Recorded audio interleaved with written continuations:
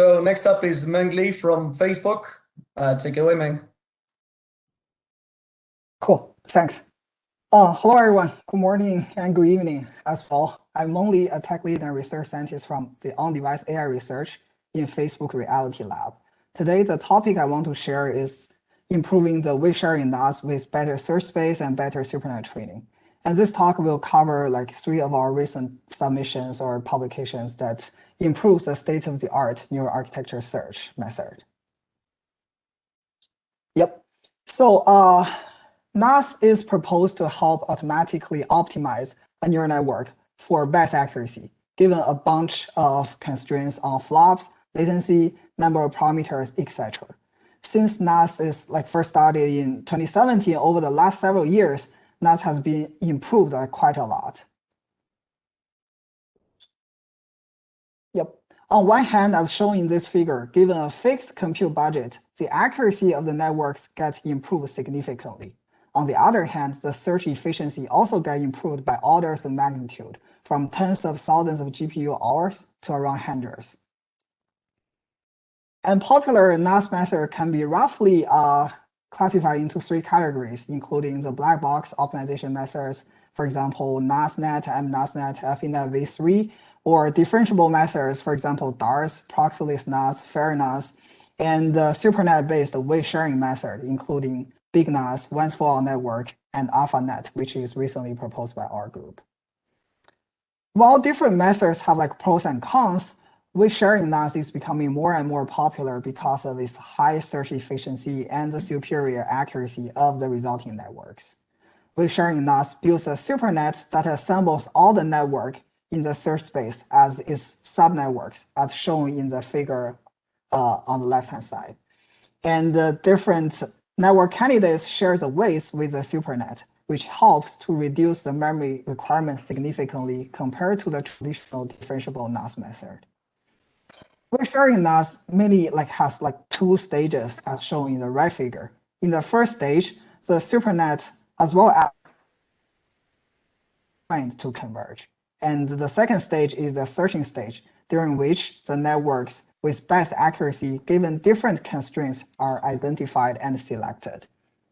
Ideally, no retraining or fine-tuning is actually needed, which leads to great search efficiency. And for the weight sharing NAS, there are 2 major challenges.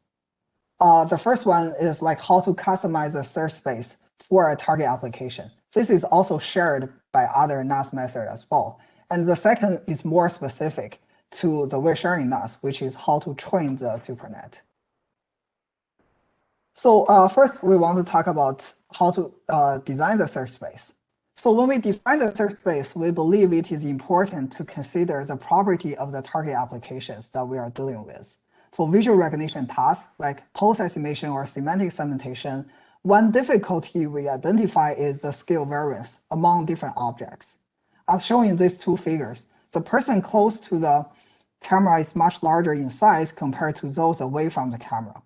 For the large object, global context is usually more important, while for a small object, detailed local information is necessary. How to efficiently accommodate the scale variance is still an open question. Prior art methods find it useful to extract and fuse feature representations of multiple resolutions. For example, HRNet, dynamic routing, etc. We propose to explicitly search for the best network topology to encourage the multi-scale feature fusion. Our search space is shown in the figure in the middle here. And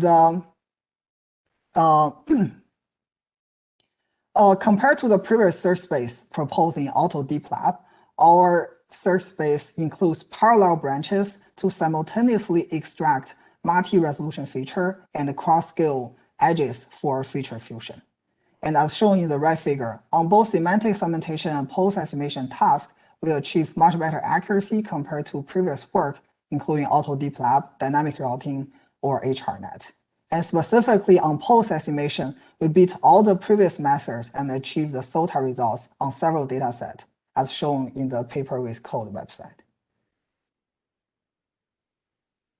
Space the SuperNet training algorithm is also very important and directly determines the efficiency of the architecture search as well as the accuracy of the resulting networks.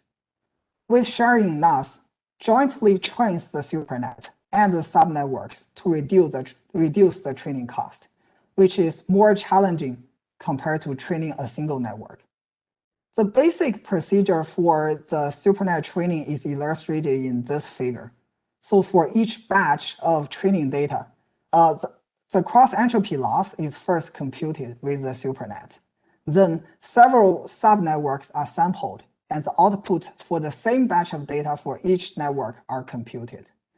To encourage the convergence of the subnetworks, instead of using the cross-entropy loss to supervise the subnetworks, knowledge dissolution loss is used, leveraging the soft labels generated by the SuperNet. So the model parameters are then updated based on both the cross-entropy loss and the knowledge dissolution loss. And for the SuperNet training, there are mainly two questions: how to sample the subnetworks and how to encourage the convergence of the subnetworks with knowledge dissolution.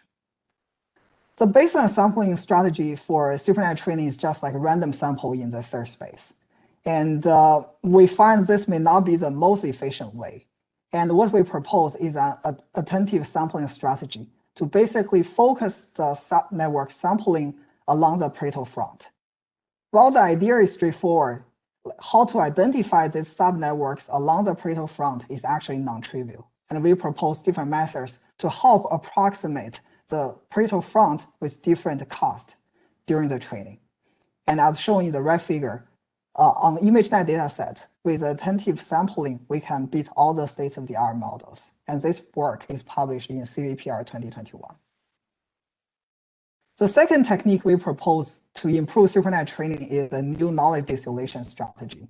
While conventional methods leverage KL divergence to measure the distance between the teacher and the student network, we find KL divergence in nature leads to an overestimation of the uncertainty for the teacher output distribution. Hence, what we propose is a new distance metric named alpha divergence, which leverages the hyperparameter alpha to explicitly balance the overestimation and underestimation of the teacher distribution. And as shown in this figure, with on the left-hand side, with alpha divergence-based knowledge dissolution, the accuracy of the network across all the compute constraints can be improved, and the resulting network family, what we call AlphaNet, can also outperform all the existing works. This concludes my talk, and I'm happy to answer any questions. Thank you very much, Meng. Very interesting work. One question I have is, you show the slide where you do the search through in the SuperNet, SuperNet is, I guess, you're running multiple different things at the same time. Do you kind of train it for a while, each branch individually, then pick the best path through? Or how exactly do you do that? Oh, so like for each iteration or like given each mini batch of the data, you will first train the SuperNet, like you will first do the forward pass of the SuperNet and the backward propagation, and then you will sample sample the subnetworks. And for each subnetwork, you also do the forward and backward propagation, by this time with knowledge dissolution loss. And after that, you have like different gradients from different backward propagations, and you aggregate this gradient together to update the hyperparameters. This is how you, to update the model parameters. And this is how you finish one iteration of the SuperNet training. So it's kind of like a batch, almost like pooling, you're propagating back through the one you're interested in, or you try to update all of them? So for each SuperNet, because only a subnetwork is involved in the forward propagation, right? Like when you do the back propagation, you only have the gradients for the weights within the subnetwork. Yeah. Okay, so that's what I meant when I said with the max pooling, when you propagate through only what actually influenced it. Oh, yeah. Mm-hmm. Okay. Mm-hmm. Okay, and are you able to, it seems you're able to achieve a much higher accuracy. How long does the process take to actually do this kind of training? So great question. So if you think about it, right, like for each iteration, like originally, when you train a regular network or during regular training, you have one forward propagation, one backward propagation, and one parameter updates. And now what you end up with is several forward propagation and several backward propagation and one parameter update. And like this number of forward propagation depends on like how many samples you want, like for each iteration, for each mini batch of data. And we empirically find like having 4 networks is enough, which is like 1 supernet plus 3 subnetworks. And therefore, the training time is around, let's say, 3 or less than 4 times of the regular training. Okay, so it's not that expensive, in other words. Yeah, in terms considering this is for neural architecture search, I think the training cost is not very high, and especially if you consider you don't need any further fine tuning or retraining, right? For to generate a whole Pareto front of like models, I think like the cost is quite acceptable. Okay, well, thank you very much, Mang. Again, just a quick shout out to our sponsors. Bear with me for 1 minute. We have different categories. We have executive sponsors. First one being ARM. Then we have Qualcomm. We have Samsung. Platinum sponsors. Ada Compute. Lattice Semiconductor. Gold sponsors. BrainChip. Babel Labs. DSP Group. Edge Impulse. EMSA. Gray Matter Labs. Greenwaves. Himax. Imagimob. Latent AI. Maxim Integrated.